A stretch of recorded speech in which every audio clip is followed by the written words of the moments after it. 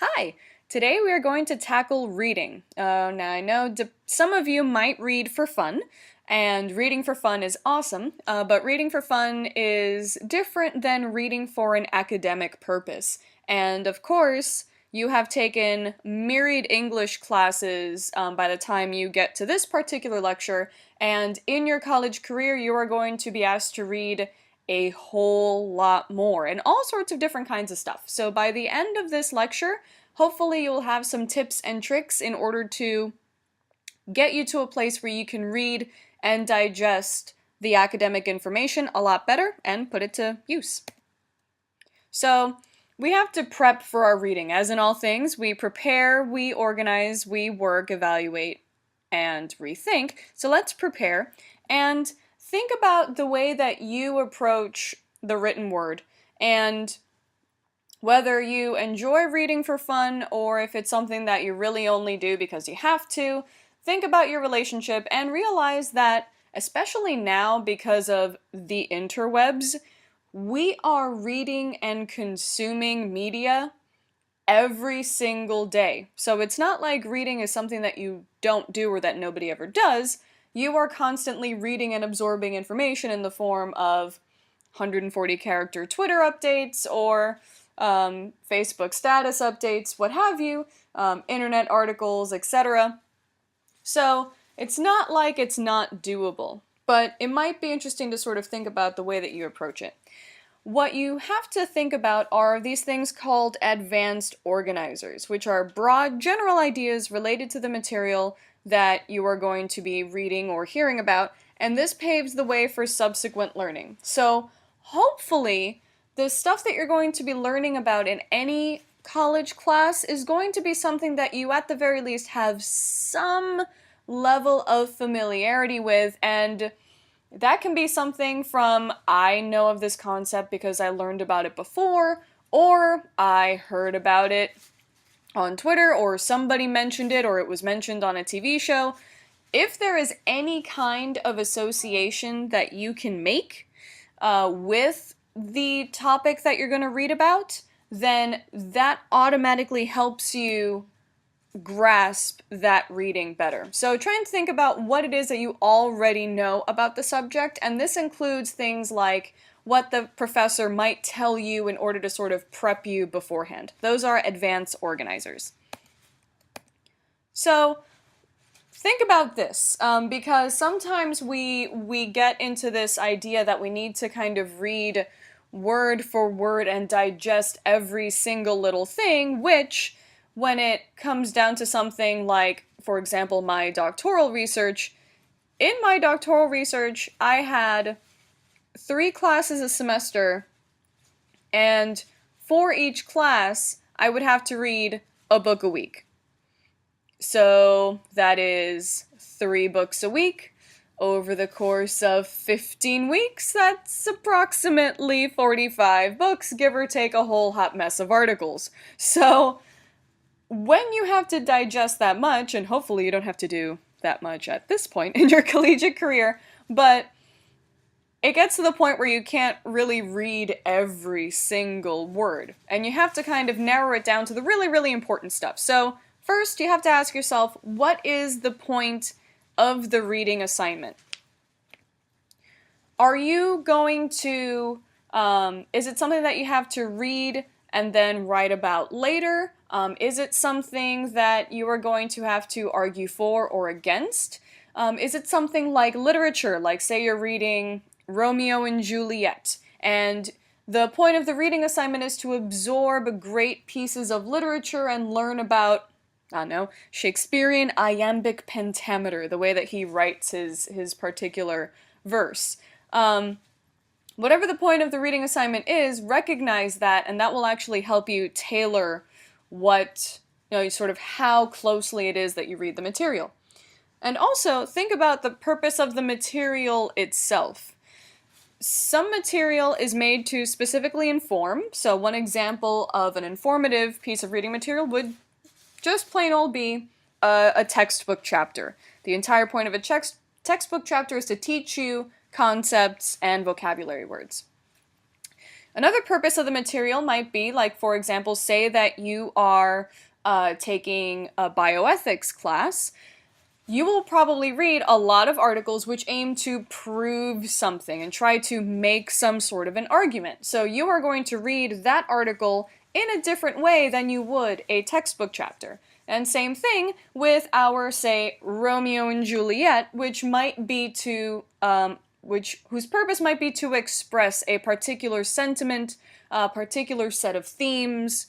It is a tragedy, of course. So whatever feelings those, the sort of written Shakespearean word is supposed to convey, the point of that is to express. So you are going to read each article different ways, and you are going to turn your focus to different parts of the article depending on what the purpose of the reading assignment is, as well as the purpose of the material itself. Now, then, say that you have a book to read, in particular. Think about the front matter. You gotta check out a book's front matter, and that sounds kind of silly. But you gotta check out a book's front matter. You approach a book, and you go, book, let me check on that front matter for a second. So the front matter basically is the preface, introduction, and table of contents. It's basically the thing that nobody ever reads about any book ever. However, I highly encourage, especially if it's something on a higher academic level, and especially, if you were going to have to consume the book in its entirety eventually, it is important to check out the front matter, which includes things like your preface, introduction, and table of contents, because it will tell you a lot about what the purpose of the book is, and especially if there is a preface and introduction, especially in kind of larger, more famous academic works, an introduction will oftentimes provide a summary, albeit briefly, but they'll provide a summary of each chapter, which can be very, very useful when you have to read the entire thing. The table of contents, depending on the ways that the chapters are named, can actually give you other clues as to what the kind of central flow and central theme is of the book in general. Another really cool thing to do, and another thing that people don't often do, is to learn about the author and his or her intentions. And a lot of times we read a lot of things kind of out of context. People will kind of throw them in the syllabus there, and you're supposed to sort of figure out, you're supposed to sort of take this thing and read it in and of itself. However, certain books, pretty much all books, particularly academic works, or things that are supposed to be exemplary of the particular time that they're written in, you would do yourself a really, really good service if you learned about the author and his or her intentions. Oftentimes, if you learn about the author, the times in which they were writing, maybe the political climate of the particular country they're living in at the time, all of these things can actually help you interpret the book better. Case in point, if you take my sociology class, you will learn that this is kind of part of what is called using your sociological imagination, and realizing that every single work, whether it is like a creative work of fiction, it's a work of nonfiction, it's some sort of academic article, these things are placed in a very particular context, and you have to figure out who it is that's writing this, who the intended audience is, and what point in history this thing is being brought out. For example, an early 80s academic look at women's portrayal in music videos is going to be a lot different than a 2014 academic examination of women in music videos, and you might read those two articles and see that their conclusions might be very, very different, and you might just take them at face value and that's that. But it would be really, really important to know that in the 80s, and depending on who it is that's sort of writing these articles and what kind of, for example, say, feminist theoretical stance that they're taking, in the 80s, people saw music video in the way that women were treating women were being treated in music videos as being, sort of victims of misogyny. There was a lot of sort of hair metal bands that were basically treating women like objects in their music videos. On the other hand, if you sort of take, for example, an article that might be written or already has been written about, say, Beyonce's music videos from her recent album, you might see then a sort of championing of, for example, say, Beyonce's ownership of her own sexuality as an example of sort of women's liberation through music video, right? And you need to put those academic articles within their context. One article might be anti-music video, another one might be pro-music video, but without knowing who it is that's writing it and what, even quite simply, what date the thing was written in, you're not going to understand a lot of the wider context as to why these arguments are being made. So, a lot of understanding of books, whether it's creative or nonfiction or academic, no matter what the purpose is, learning about the author and his or her intentions, as well as potential critiques that have already sort of surfaced from these articles, a lot of those things are going to help you out. It's a little extra work, but doing that extra work is going to do a lot to impress your professors later on. Trust me. I speak from being a professor myself, so there you go. So, one thing you can do is create your own advanced organizers. So, one way to sort of create advanced organizers, which, as we can recall, advanced organizers are basically advanced pieces of information that you know about a book or an article, whatever it is that you're going to read, before getting into it. So you can create your own information even if it's something that you've never ever read before and have no experience in, and this is how you do it. First, you look at the frontmatter, which is basically a book's outline. It'll tell you what the sort of going thread of intention is for whatever the book's argument is. In textbooks especially, as well as academic articles, look for end-of-chapter summaries and conclusions, because that will tell you, pretty much it will distill a lot of the basic main ideas. So you can read those, figure out what the general message is, and then go back and read more closely. And I know it's hard sometimes, but always listen to the teacher's instructions, because the teacher might tell you very specifically what the point of that article is and what you're supposed to get out of it. So you might get a whole bunch of other things from one chapter on, say, I don't know, the agricultural revolution in human geography. You might get a whole host of different kinds of information, but maybe the teacher will tell you, by the end of this chapter, I want you to be able to tell me exactly what technological advances were made during the agricultural revolution. If the teacher wants you to focus on technology alone, then that doesn't necessarily mean that you ignore everything else, but that you pay extra special attention to when that stuff is being brought up, that way you don't miss it. So, now that we've adequately prepared for our reading assignment, now let's figure out what reading tools we're going to need. So, here's all sorts of different things that you might need in terms of reading tools, and that's a nice long list. So, of course, this all depends on whether you have purchased a book, whether you've borrowed it, whether you're renting it. All sorts of different factors kind of come into play, but if you own the book, then I highly suggest writing on it. Some of my favorite academic books are ones that are highlighted and annotated to death, and I'm the kind of person who likes to make, for example, popular culture, right? Who would have guessed? I would like to make a lot of popular culture associations with the things that I'm reading in order for me to get them better, so sometimes I'll write little things in the margins. Oh, if this reminds me of some concept that I learned before, I'll write it really quick in the margins and highlight it. If you own the book, of course this makes it a lot easier for you to do that and annotate your own books. If you don't own the book, then, and this does prove helpful to you, then I would suggest doing things either in pencil or taking things down on a separate sheet of paper. Highlighting, same exact thing.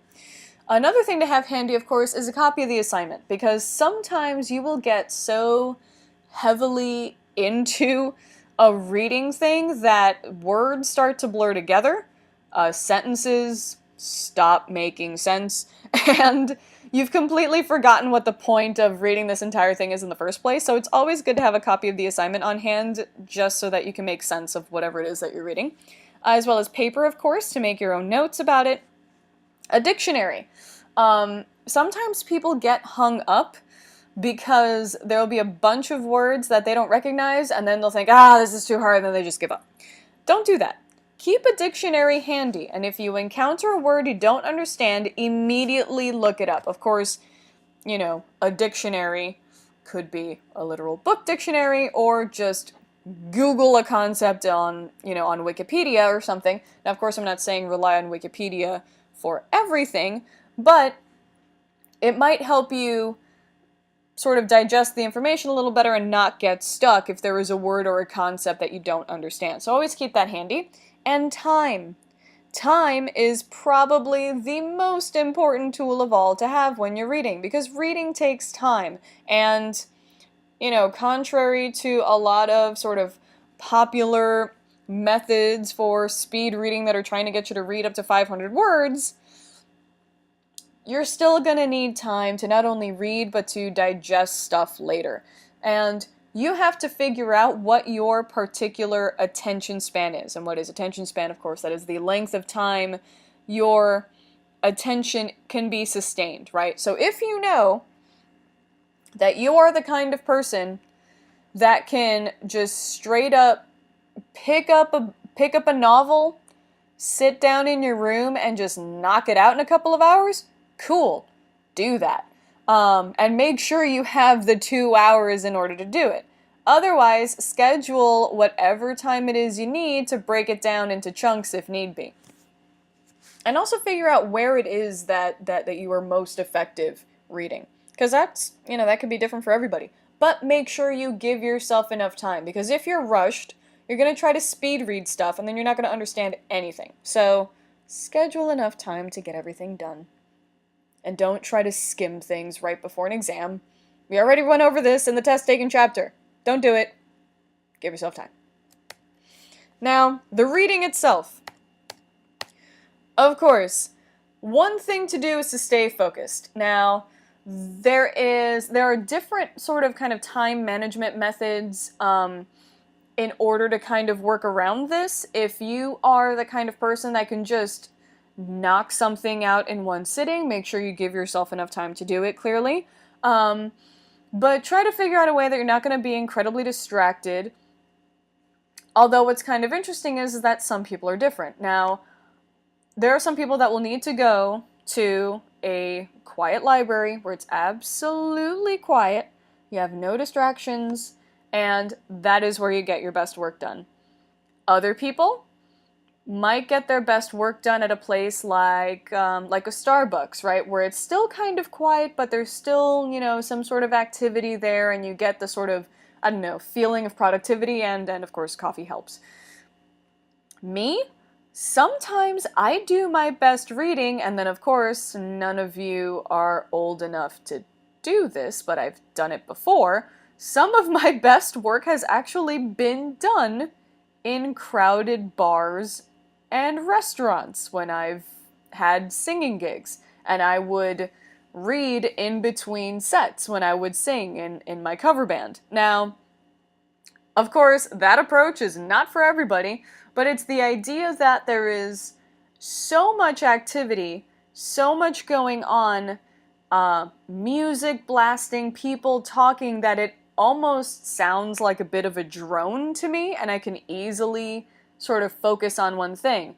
If I sit in a room that's really, really quiet, all by myself, I am going to get so distracted, and my head is going to be thinking of a million different things a minute, and I won't be able to focus on the thing I'm reading. So sometimes it's a lot easier for me to focus in the middle of chaos, if that makes sense. So identify if that works for you, and then of course, don't go to bars if you're underage, duh. But just try and figure out what works for you and stay focused. One method that a lot of my colleagues used is I think it is called the Pomodoro method, and I know that sounds like a spaghetti sauce, but the Pomodoro method is basically, I think, where you kind of read in small spurts, especially if you're the kind of person that you know you won't be able to go a certain amount of time without checking your social media or checking your text messages or whatever.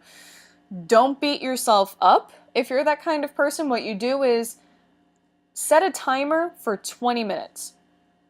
And then you do nothing but that work for 20 minutes. And then you take a 5-minute break to check in with the outside world, whatever. And then you set another timer for 20 minutes. And then you can do it that way. So give yourself enough time. And then if for whatever reason you think that you're going to try and power through this thing and it's been 2 hours and you forgot what the meaning of the word is, that might be the time to take a break. And it's okay. It's okay to take a break, because if you can't focus, you are literally just reading letters and they're not forming words or sentences or making any sense. So what kind of work can you even really do at that point? It's okay, take a break and get back to it when you can be a lot more focused on it. It's all good. Right. So, of course, there is this whole idea of dealing with mental distractions. We kind of went over that. And try to manage interruptions. Try to see if there's a way that you can kind of like set some sort of away message for either your email. See if there's some sort of like, on some phones you can set like a do not disturb thing except for, people that might be contacting you in case of emergency. Or maybe you kind of conveniently turn your phone off or, run the thing out of battery so that you can't actually use it. Whatever it is, figure out a way to manage interruptions as they come, or just prevent them entirely and get to focusing on that reading, because reading is fundamental. Now, one major thing to do, especially if you are a writing kind of learner, or if you're more of even a tactile learner, one of the best things you can do while reading is writing while you read, and not just consuming things with your eyeballs, but really interacting with the stuff. So, as mentioned before, as much as you can, make the book your own by writing in the margins and highlighting stuff. If you want to take separate notes, you can rephrase key points and put things in your own words, so that you can sort of ingest them better. Of course, highlight and underline wherever it is applicable, and use visuals. If you are reading some sort of description of the agricultural revolution and the technology therein, maybe it might be useful to you to draw what a successful agricultural society might look like and what that technology might actually look like. If you're reading about the water cycle, draw it. Use whatever visuals you need in order to grasp the concept better. And then, of course, as mentioned before, look up any words you might not understand, because that is one big place where people get stuck. So don't get stuck. Don't be scared. Look it up. Now, of course, if for whatever reason reading is difficult for you because you have a specific learning disability, do not fret. A learning disability is just difficulty in processing information. And basically, this occurs where you have this sort of discrepancy between your learning potential and actual achievement. So, you are capable of learning a lot. However, there is some sort of difficulty in processing the information that makes it so that you don't achieve as much as you potentially could. Major learning disabilities can include things like ADHD, dyslexia, etc. And of course, one key thing to remember: just because you might have a learning disability does not mean that you're not smart and that you're not capable of attaining incredible academic potential, okay? There's no link between disabilities and IQ. In fact, you might be able to look it up and there might be some major geniuses in our world's history that have had to deal with things like ADHD and dyslexia, etc., right? So you are not alone, and there is no relation between disabilities and IQ. Now, depending on what college you're in, every college will have some sort of office available in order to help people out with whatever learning disability they may have, okay? So be sure to seek those out. Those offices are there, they're there for you, and they are, paid for by your tuition and fees and stuff, all right? So take advantage. Take advantage, and if you think you might be, not achieving the potential that you could because of what may be a learning disability, go ahead and check it out, right? It's way, way better to get the support you need and be able to succeed in your collegiate career than, go through and not achieve what it is that you potentially could, right? So, all good news. All good news. Now, once you've read, I know it's tempting, and I am guilty of doing this. Once you read, it can be very, very tempting to just close the book and forget about it until you need that information at a later date. Don't do that. Grade yourself on how well you did, and try to figure out and be honest with yourself how well you did at reading the thing you were just supposed to read. So identify the main points of whatever reading assignment you have and their value to you. Prioritize the ideas, right? So let's say that you have that chapter on the agricultural revolution, and you'll learn a lot of stuff. You not only learn about the technology that enabled it, but you learn about how it changed society, right? Prioritize the ideas and see, try and figure out, okay, which things did I just learn that are going to be the most important right now at this juncture, and which ones are going to be more useful later on. So prioritize the ideas and figure out which is going to be the most important for you to retain right now. And think critically about it, okay?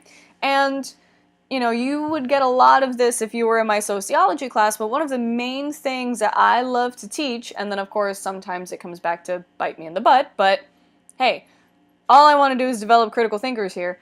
Think critically about the thing that you just read. There is a reason that the professor assigned this thing. Try and figure out what that reason is. And think about whether or not you might agree with what you just read, right? Especially if the purpose of that thing is to prove something or to express something. See if you felt something from that. See if you agree or disagree with that. See if the arguments were effective, right? Think critically about the ideas. Think critically about who it is that wrote it. Think critically about their particular position and their particular training. Think about the idea that, for example, history is written by the victors, right? So think critically about the stuff that you're reading, and that will definitely help you to internalize it a lot better. Summarize out loud. A really, really cool thing to do is, ask a family member, ask a friend, have somebody that you keep in the know of what it is that you're learning in college, and have them ask you questions about what you just read. Chances are, if you can summarize to them what it is that you just read, and if you can teach them what you just learned, then that means that you've really internalized it and really understood it. So, even if you're summarizing out loud to your cat, if you can teach your cat about the agricultural revolution, then you pretty much have it nailed. And of course, be honest and grade yourself and figure out how well it is that you understood what it is that you were just trying to understand. Were you too distracted? Did you not give yourself enough time to read and fully digest? Whatever, right? So be honest with yourself and don't be afraid to kind of go back and sort of rethink the way that you end up doing your reading, if need be. And then, of course, congratulate yourself, especially if it's something kind of hard. If you did a massive amount of reading, and I'm sure you were all currently in the process of doing that, congratulations. You are one step closer to being the amazing, amazing brainiac that we always knew you could be. And that is one more thing that you can say that you've read, and that you can tell people, not only did I read this, but I understood it, and it was kind of cool, and let me tell you about it. It's awesome. Congratulate yourself. You're smart. Now, one of the key things when you're reading is of course, you're not just reading for the sake of reading, you're reading for the sake of comprehending and understanding this information so that you can use it at a later date. And one of the key things about memory is, I'm kind of sticking things in the memory banks, is to rethink it and think critically about it within the first 24 hours. So all of that stuff, the summarizing out loud, the thinking critically, right, the taking notes and everything, do all of that within the first 24 hours so you can really cement all of that in there. And of course, if you are the kind of person who is more of a visual learner and likes to sort of do things graphically, read, take some notes, and then you can even reinterpret those notes into a concept map, which basically looks like this. So, say that we have, well, let's go to, I don't know, the agricultural revolution. Why not? Let's just stick with that. And within the agricultural revolution, there are a whole bunch of different things being explained. So in a concept map, you would put one main theme in the middle, and then whatever ideas are part of that main theme around it. So let's say that we had a concept map of the agricultural revolution, and we stuck the agricultural revolution right there in the middle. One idea that you might put up here would be technological advances, and then maybe even spurring from that, you can describe all of the sort of different technological advances that were made during the agricultural revolution. And then here, you can have the idea of more permanent societies, right? Why not? Because that's what happened as a result of the agricultural revolution. And then you will think about, well, what does a permanent society mean? And then, you know, you kind of like shoot off from there. And then that is kind of one way to represent graphically what it is that you read, right? So we have our visual learners covered. We have our auditory learners covered by summarizing things out loud. We have our writing people and our tactile kinesthetic folks covered by writing and taking notes. So whatever your learning style is, just because you have to read, it doesn't have to be a nightmare, okay? Reading is fundamental. And I hope that by the end of this, you will be a lot better readers and it won't be as scary for you when you have to do it, alright?